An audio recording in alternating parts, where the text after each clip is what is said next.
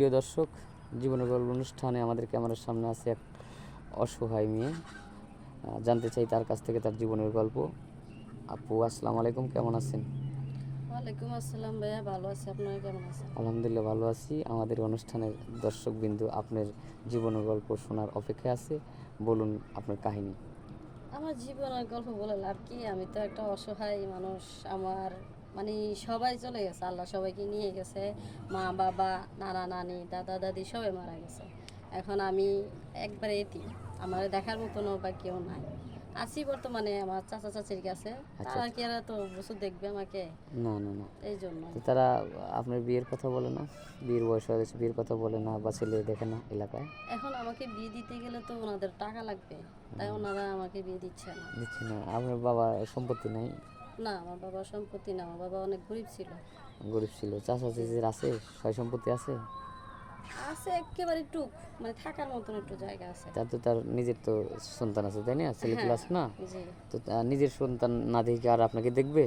না, তা তো তো দেখবে না। গ্রামের মেম্বার চেয়ারম্যান যারা আছে, আপনি এত সুন্দরী একটা মেয়ে, তারপরে অবিবাহিত পড়ে আছেন, তারা বলে না কিছু যে সাহায্য সহায়তা করে না আপনার বিয়ে দেওয়ার জন্য? আমি খেয়ে থাকি না না খেয়ে থাকি তারা দেখে না, আবার এই এই কথা বলবে। ও বিয়ের আচ্ছা কথা আচ্ছা বলবে, আচ্ছা। বিয়ের কথা বললে তোদের টাকা লাগবে।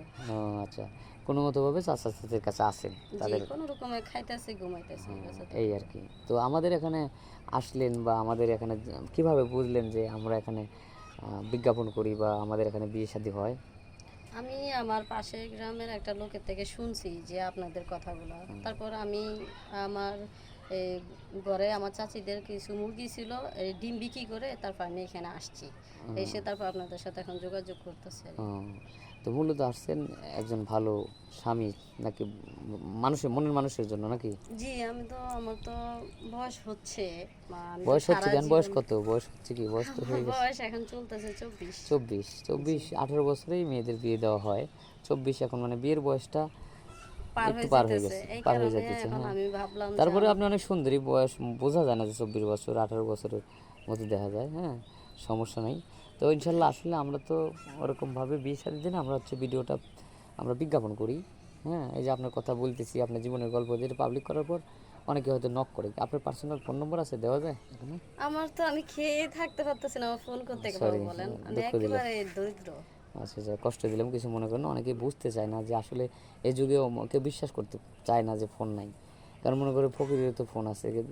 একটা বাটন ফোন কিনতে গেলেও 2000 টাকা, আমার কাছে 1 টাকাই নাই, বুঝেন নাই। খুবই দুঃখের বিষয়, যাক কষ্ট নিয়েন না। ইনশাল্লাহ আমরা চেষ্টা করবো। সুপ্রিয় দর্শক, শুনলেন মেয়েটার কোনো পার্সোনাল ফোন নাই। ওর কথাটা শুনে অনেক কষ্ট হলে কেউ যোগাযোগ করতে চাইলে আমাদের স্ক্রিনে আমাদের ইমো হোয়াটসঅ্যাপ নম্বর দেওয়া থাকবে। কেউ অযথা ভিডিও কল দিবেন না। সবারই শুভকামনা বলে শেষ করছি। আল্লাহ হাফেজ।